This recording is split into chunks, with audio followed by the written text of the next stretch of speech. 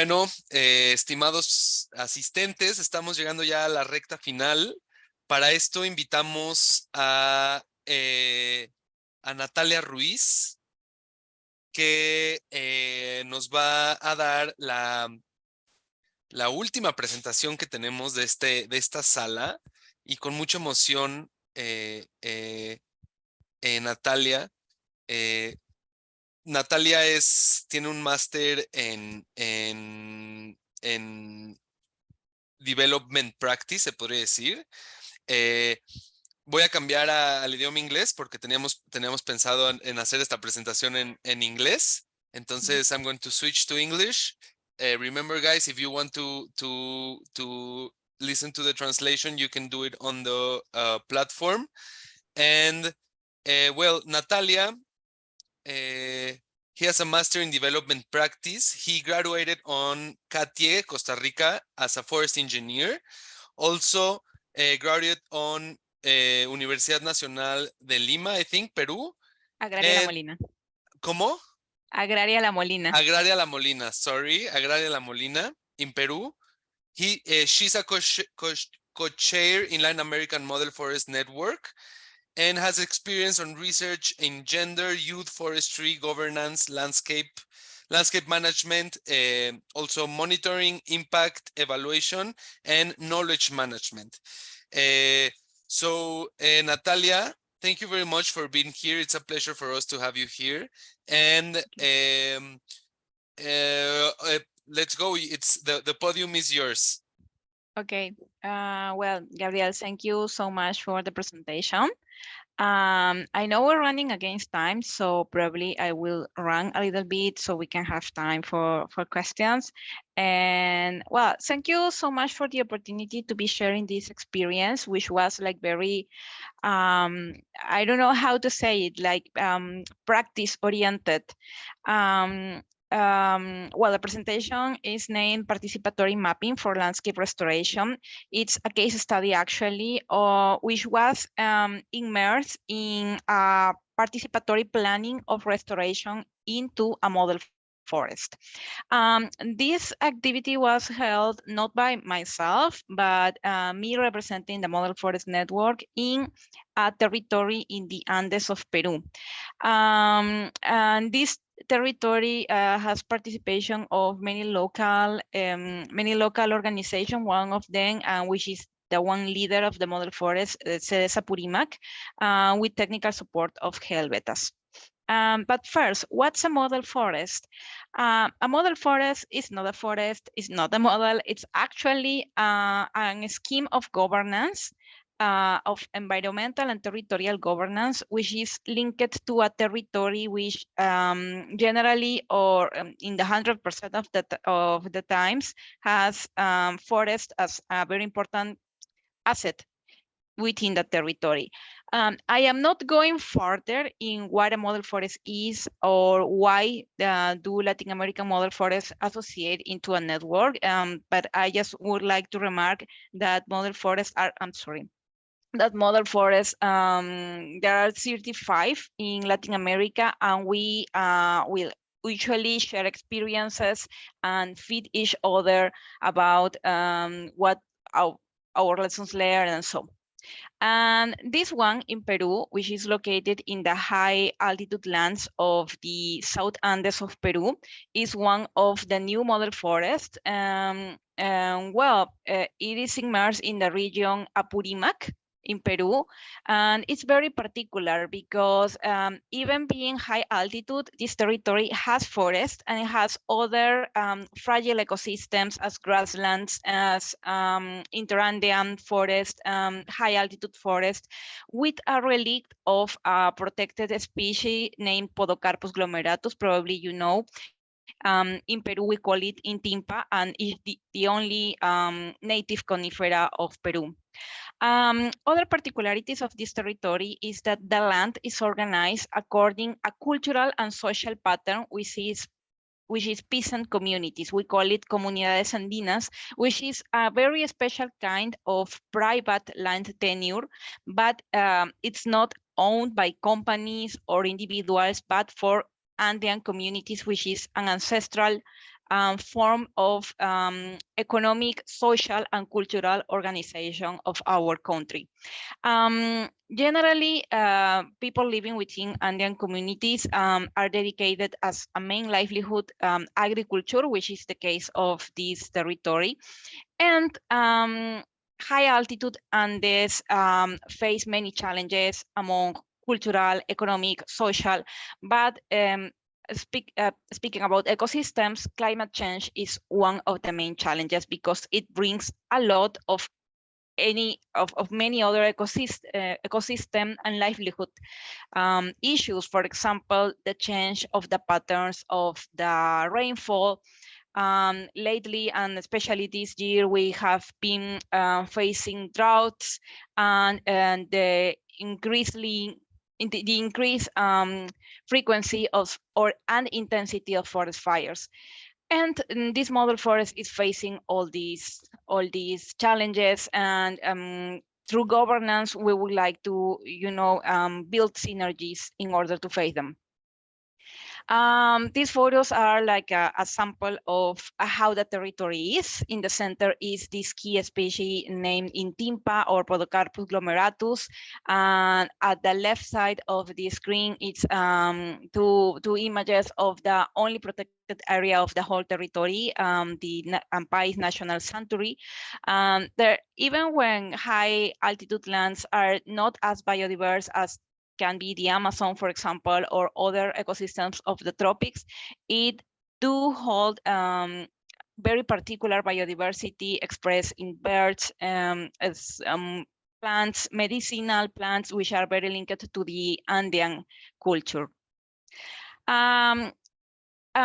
I was saying that this participatory mapping was an activity that raised almost spontaneously when we were planning restoration within the model forest. Restoration is not a new activity. It's something that the stakeholders within the territory have been doing by almost decades, but we wanted to do it in a more comprehensive approach under a landscape approach, building synergies between each other.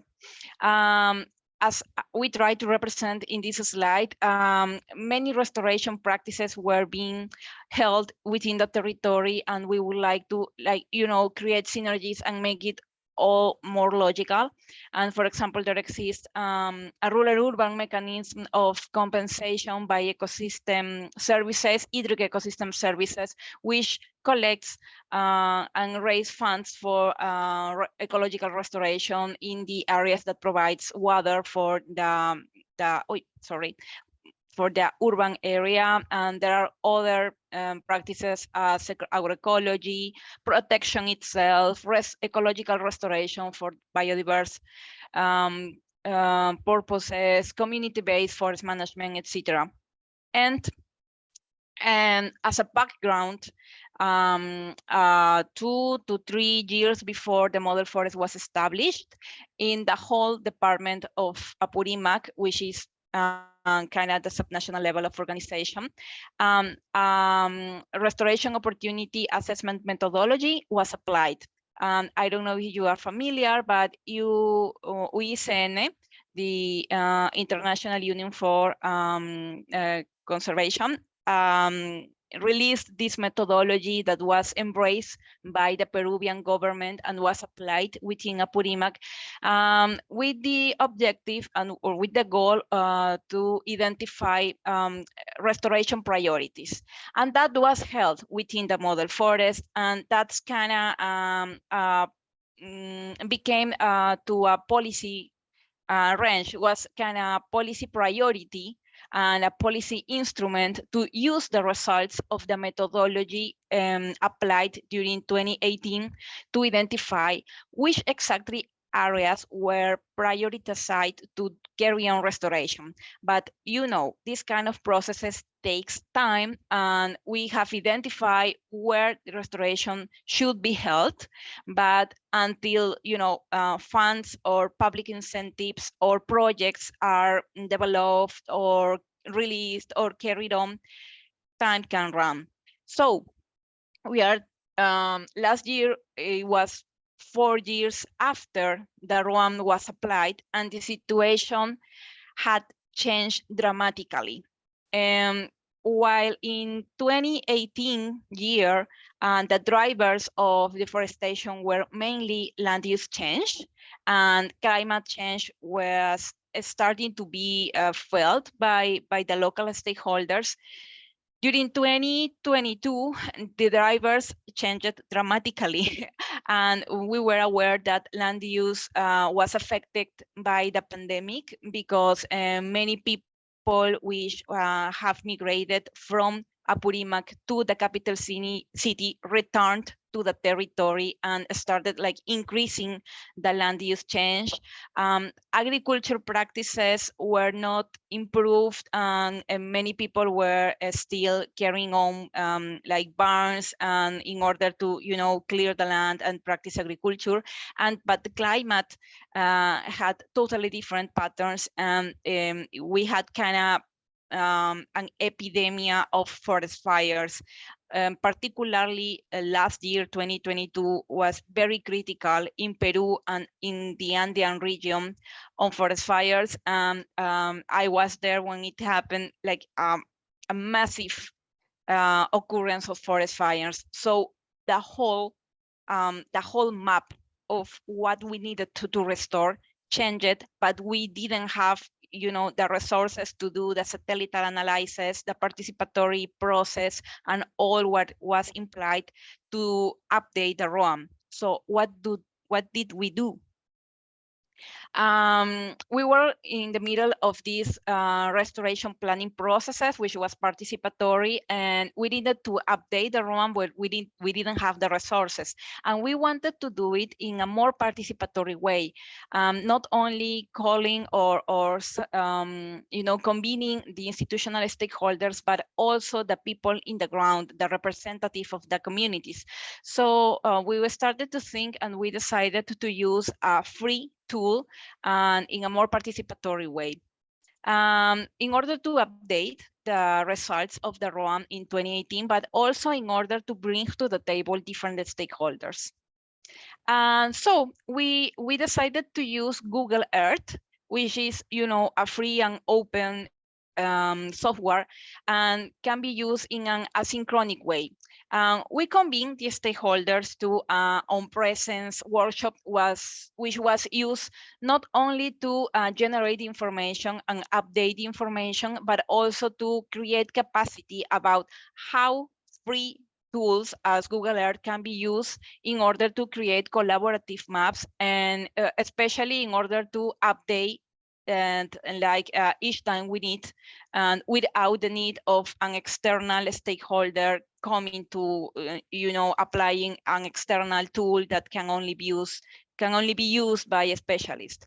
Myself, I did like a base map, and I put the shapes of the ROAM on 2018, and we created this an open link, which anybody with the link can access to start creating polygons of the areas that were degraded during the last years and during the more recent forest fires. And it was quite easy.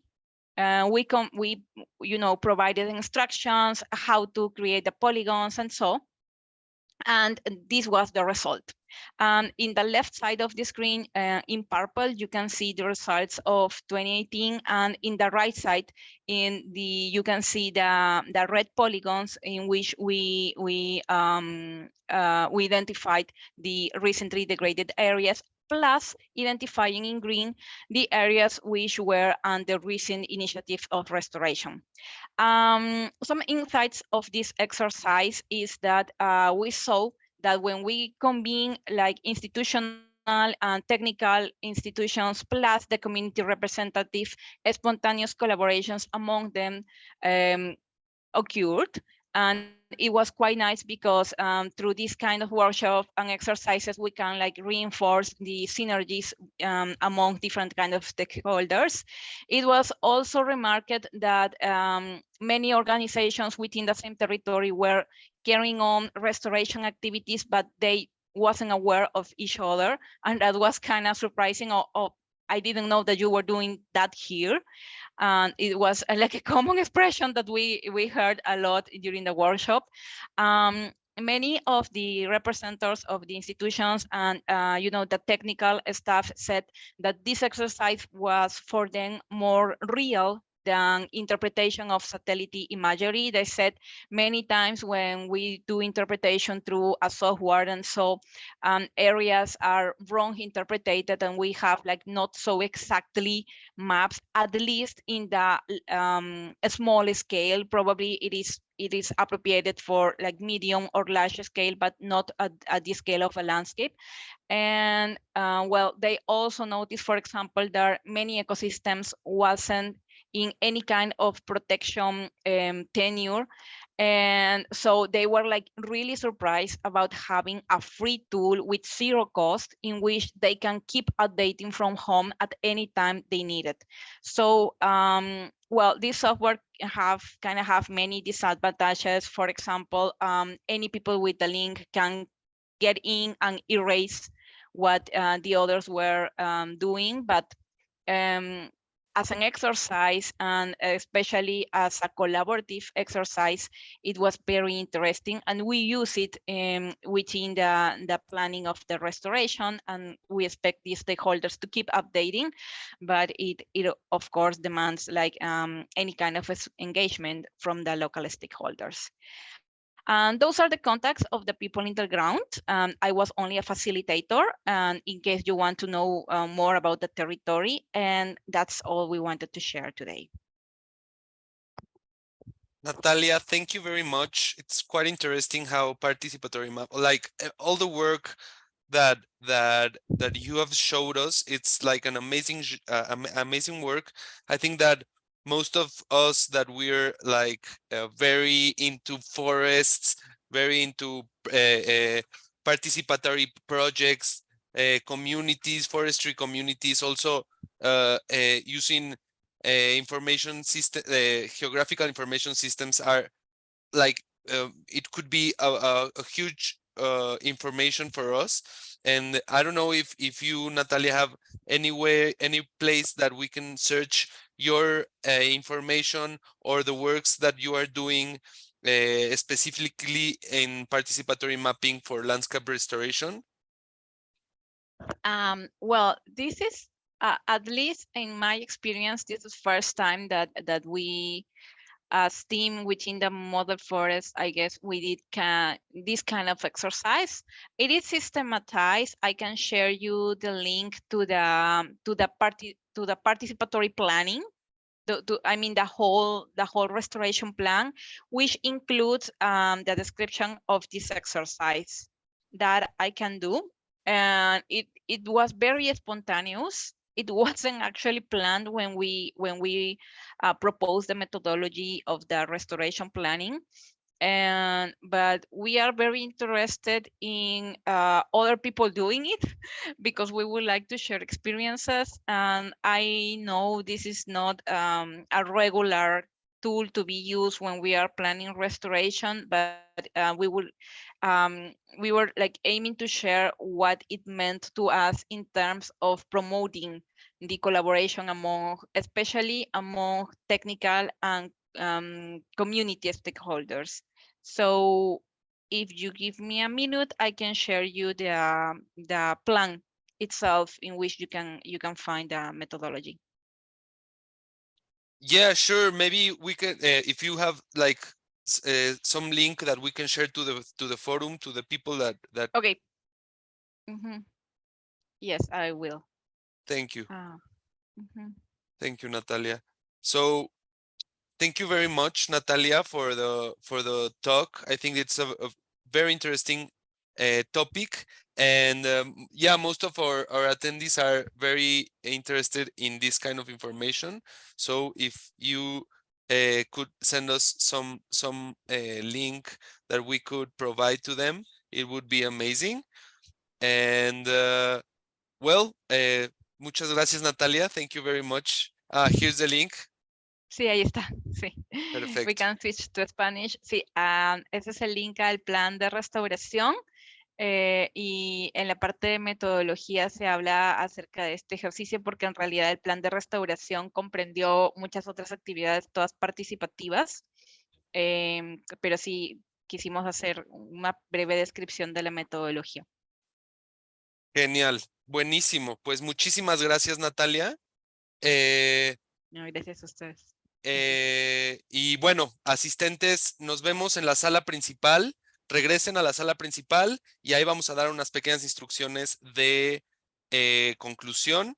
Y bueno, Natalia, muchísimas gracias. Estamos en contacto. Gracias, sí, una pena que no pueda quedarme más tiempo. Gracias, hasta luego. Hasta luego.